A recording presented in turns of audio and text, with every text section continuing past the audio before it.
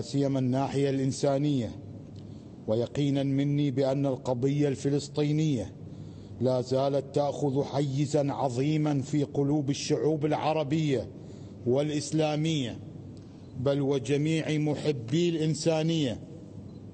وثقة مني بالشعوب المظلومة في العالم أجمع، وخصوصا بعد الوضع المأساوي الخطير الذي يحدق بأهلنا في غزة الحبيبة من قطع الماء والكهرباء والمواد الطبية، وقصف إرهابي على المستشفيات، وقتل الأطفال والنساء والمدنيين بغير حجة ولا حق. لذا فإنني ومن المنطلق الشرعي والإنساني أدعو الشعوب الإسلامية والعربية، بل وكل محبي السلام، إلى تجمع شعبي سلمي من جميع تلك الدول، وبدون تدخل الحكومات إلا من غض النظر وعدم الممانعة. تجمع شعبي سلمي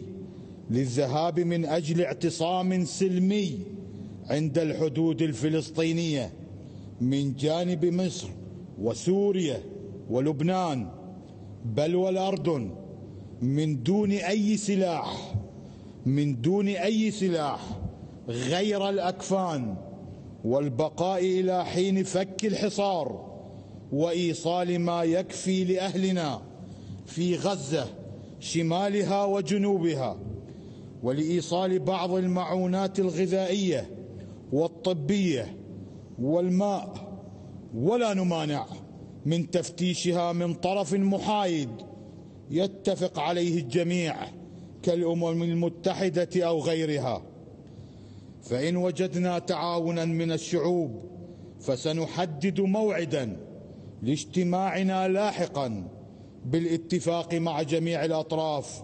بعيدا، أكرر، بعيدا عن الحكومات والجهات العسكرية وما شاكل ذلك